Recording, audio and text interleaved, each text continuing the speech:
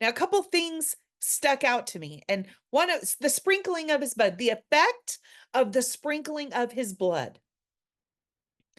Of course, we know all the teachings of the effect of the sprinkling of Christ's blood, right?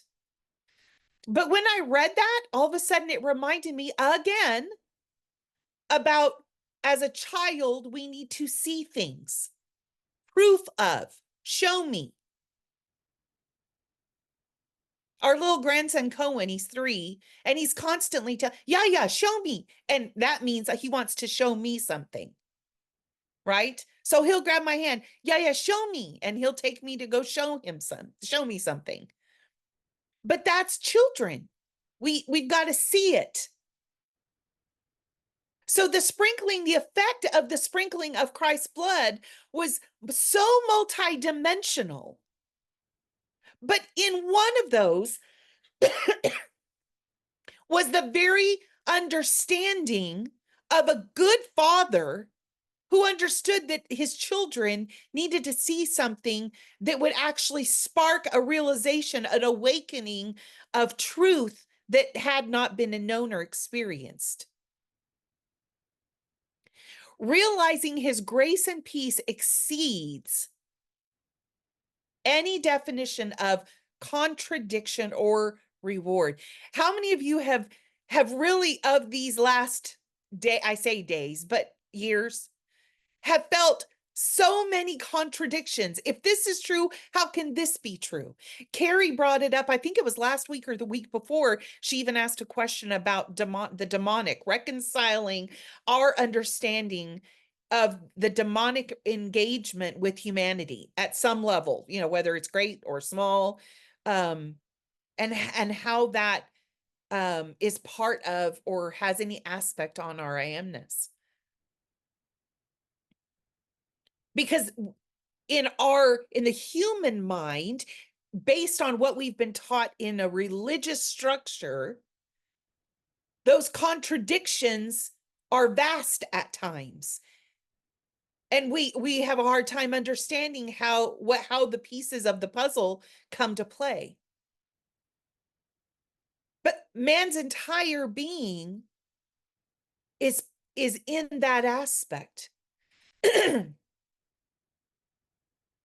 Even the point of our soul, we've been taught that our soul, mind, will, and emotions are sinful and need to be, and I'm putting like broad brush, guys, broad brush, need to be disciplined and all of these things.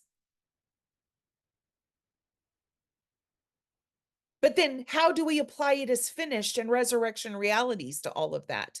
Because our eyes and what we've been taught tell us something completely different than it is finished resurrection reality.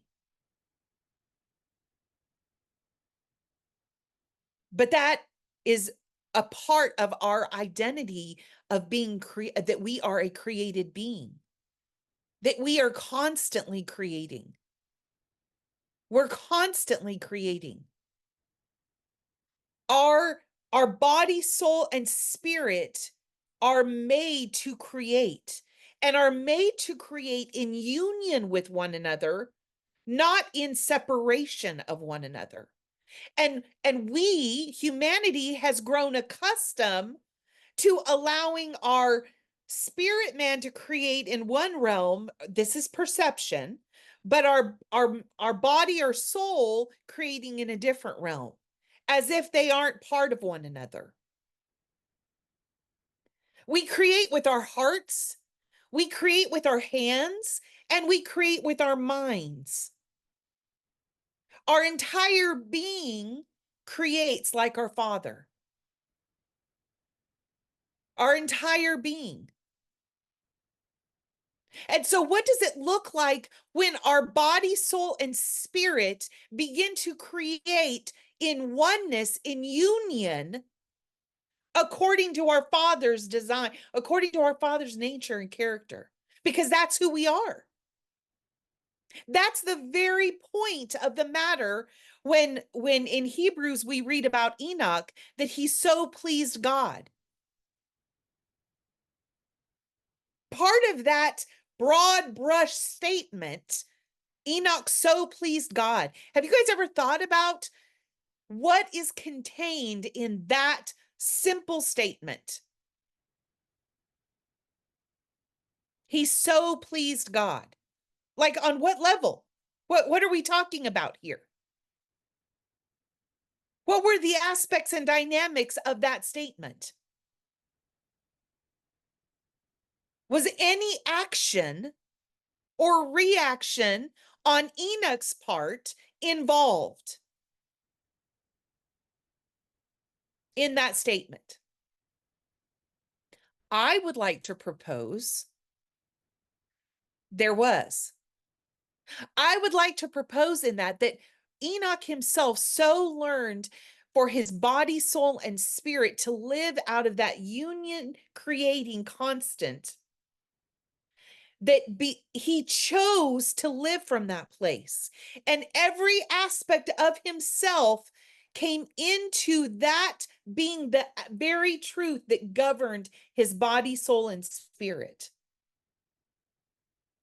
So much so that he didn't see death. And I love it. Years ago, and I know I've said this many times, but years ago, Greg Ordway was sharing, and I literally, you can ask Greg, I think I almost jumped up out of my seat when the revelation hit me as he was talking. I don't know if I started making sounds, I can't remember that, but it was crazy because suddenly I realized it wasn't just about his body didn't die, but Enoch did not engage with death. Death could not, would not, was not allowed, not only not allowed a space in his perspective,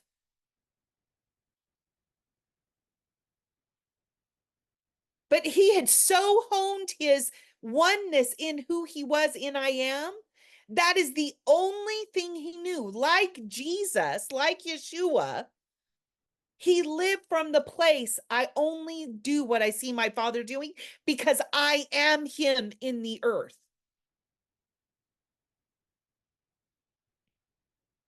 It no longer had to be a chosen submission where an act of his will. It was so, he so honed that muscle, that skill of choice to know confidently, when you've seen me, you've seen the Father in the earth, in this body, right here, right now.